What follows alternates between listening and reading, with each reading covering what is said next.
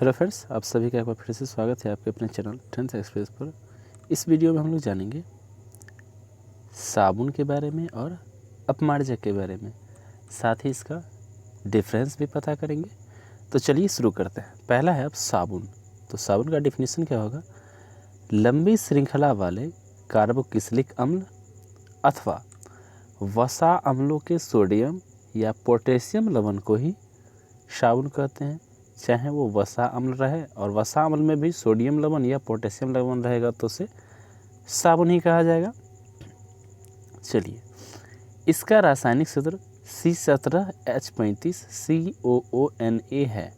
ये साबुन का रासायनिक सूत्र हो गया, ये भी जान लिए। साबुन जल से अभिक्रिया करके, अर्थात साबुन जल में घुलता है ना, तो एक दही जैसा पदार्थ बनता है जिसे स्कम कहा जाता है, कुछ इस तरह का। ये तो उसका जो है सो झाग हो गया, और दही जैसा पदार्थ बनता है उसे ही स्कम कहा जाता है। चलो साथियों, साबुन से एक बात तो है कि आप कौन से साबुन का इस्तेमाल करते हो, कमेंट करके ज़रूर बताना। यहाँ पे कुछ साबुन मैंने दी हुई है, आप कौन से साबुन का इस्तेमाल करते हो वो कमेंट करके बताना। चलिए अब जानते हैं साबुन निर्माण के लिए आवश्यक कच्चे पदार्थ। साबुन बनाने के लिए कौन कौन से कच्चे पदार्थ का जो उपयोग होता है या उपयोग करेंगे तो ये बना सकते हैं। तो पहला है तेल या वसा होना चाहिए, दूसरा है सोडियम हाइड्रोक्साइड NaOH, और तीसरा साधारण नमक।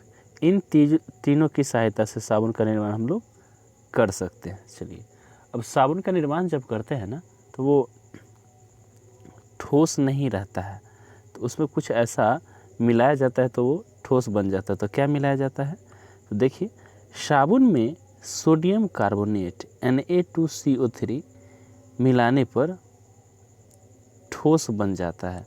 तो जब साबुन में ना Na2CO3 मिलाते हैं तभी ये ठोस बन जाता है। इसको जिस आकार में हम लोग काटना चाहे वो काट सकते हैं। चलिए अब आगे बढ़ते हैं। तो जब साबुन बनाते हैं तो कुछ घोल बचता भी है, तो वो है साबुन बनाते समय शेष बचे घोल को ग्लिसरॉल कहते हैं, जो अत्यधिक मूल्यवान होता है। तो ग्लिसरॉल का भी उपयोग होता है कई जगहों पर। तो जैसे यहाँ पे है, ग्लिसरॉल का उपयोग श्रृंगार के सामान, दवा, विस्फोटक पदार्थ एवं पेंट आदि बनाने में किया जाता है। तो हमने ग्लिसरॉल के बारे में भी जाना। चलिए आगे बढ़ते हैं और देखते हैं अच्छे साबुन की विशेषता क्या है। अच्छा जो साबुन होगा उसकी क्या विशेषता होंगी? तो अच्छा जो साबुन है उनकी निम्न विशेषता है। यह अल्कोहल में विलेय होता है, इसमें 10% से अधिक नमी नहीं पाई जाती है। ये अच्छे साबुन की विशेषता है। इसका उपयोग करते समय जल्दी नहीं टूटता है, उपयोग करने के बाद रखने पर यह फटता नहीं है, इसमें मुक्त क्षार उपस्थित नहीं होता है। कभी कभी क्या होता है कि उपयोग करके साबुन रख देते हैं तो वो टूट जाता है, लेकिन अच्छे साबुन में ऐसा नहीं होता है, वो नहीं टूटता है। धूप में भी रखते हैं तो चिड़चिड़ापन हो जाता है डुप्लीकेट साबुन में, लेकिन अच्छा साबुन वो उसमें चिड़चिड़ापन वगैरह नहीं होता है। तो चलिए, हम लोगों ने अभी जाना अच्छे साबुन की विशेषता के बारे में। अब आगे जानते हैं अपमार्जक क्या है। डिटर्जेंट, जिसे सर्फ भी कहते हैं।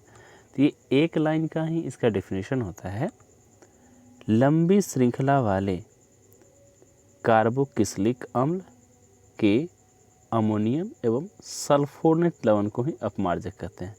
एक बार रिपीट कर लेंगे फिर से, लंबी श्रृंखला वाले कार्बोक्सिलिक अम्ल के अमोनियम एवं सल्फोनेट लवण को ही अपमार्जक कहा जाता है। तो उसका फिगर से देखिए, तो ये रहा हमारा डिटर्जेंट कुछ इस तरह से। और ये तो बहुत सारी कंपनियां हैं जो डिटर्जेंट प्रोवाइड कराती है। तो आप कमेंट करके बताइए कि आप किस कंपनी का इस्तेमाल करते हैं, किस सर्फ का इस्तेमाल करते हैं डिटर्जेंट का। चलिए इसके बारे में कुछ पॉइंट जाने। तो पॉइंट्स में हमारा क्या है, अपमार्जक का शाब्दिक अर्थ साफ करने वाला होता है। अपमार्जक का मतलब ही होता है साफ करने वाला। चलिए, इसका खोज सर्वप्रथम 1914 ईस्वी में प्रथम विश्व युद्ध के समय हुआ था। तो ये भी जाने। ऑब्जेक्टिव यहाँ से तो 2 ऑब्जेक्टिव निकल गया। एक बार 1914 में हुआ था, तो सबसे पहली बार ये भी याद आ गया कि 1914 में प्रथम विश्व युद्ध भी हुआ था। चलिए ये हो गया। नेक्स्ट हमारा है, इसे साबुन रहित साबुन भी कहते हैं। ये इसका अन्य नाम भी आप कह सकते हो कि इसका अन्य नाम साबुन रहित साबुन है। ये भी हो गया। नेक्स्ट है हमारा, अपमार्जक जल में घुलकर अधिक प्रदूषण उत्पन्न करता है। हाँ, ये तो मायने की बात है, ऑब्जेक्टिव में दे देता है कि इनमें से अधिक प्रदूषण उत्पन्न करता है साबुन, अपमार्जक, ये दोनों इनमें से कोई नहीं। तो अपमार्जक जो है सो अधिक प्रदूषण उत्पन्न करता है, ये याद रखेंगे। नेक्स्ट है, अपमार्जक के रूप में वॉशिंग पाउडर, ये जो वॉशिंग पाउडर है में 15% से 30% तक अपमार्जक उपस्थित रहता है। कितना परसेंट? तो 15% से 30% तक। तो इसको याद रखेंगे। चलिए, जब इतना हम लोग जाने हैं तो आगे बढ़ते हैं और साबुन एवं अपमार्जक में अंतर जान लेते हैं। तो अंतर जब भी लिखेंगे हम लोग तब लेफ़्ट और राइट में लिखेंगे, बायां और दायां करके। तो एक साइड हमने साबुन रखा है, दूसरा साइड अपमार्जक रखा है। तो जानते हैं इसके बारे में। चलिए, साबुन का पहला, यह उच्च वसा अम्लों के सोडियम लवण है, जबकि अपमार्जक में आते हैं तो यह लंबी श्रृंखला वाला कार्बोक्सिलिक अम्ल के सोडियम लवण है। चलिए नेक्स्ट, साबुन में यह कठोर जल में कम झाग देता है, जबकि अपमार्जक में यह कठोर जल एवं मृदु जल दोनों में समान रूप से झाग देता है।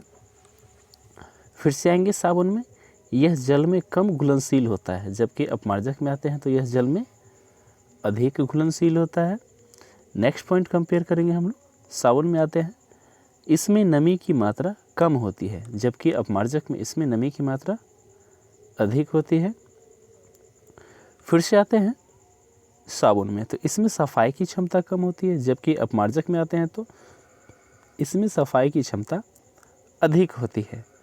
फिर से साबुन का अगला पॉइंट है हमारा, इसका जलीय घोल क्षारीय होता है, जबकि अपमार्जक का जलीय घोल उदासीन होता है। नेक्स्ट है, साबुन में इसका निर्माण वनस्पति तेलों एवं वसा अम्लों से होता है, जबकि अपमार्जक का निर्माण कोयला एवं हाइड्रोकार्बन से होता है। तो ये भी याद रखेंगे, कोयला रहे या हाइड्रोकार्बन रहे तो अपमार्जक का निर्माण हो जाएगा, और नहीं तो साबुन को वनस्पति तेल या घी से इसका निर्माण करते हैं। तो आज हम लोगों ने जाना, एक बार फिर से रिपीट कर देते हैं, साबुन क्या है। चलिए उसके बाद हम लोग जाने साबुन निर्माण के लिए आवश्यक पदार्थ, ये भी जाने। फिर हम लोगों ने जाना अच्छे साबुन की विशेषता,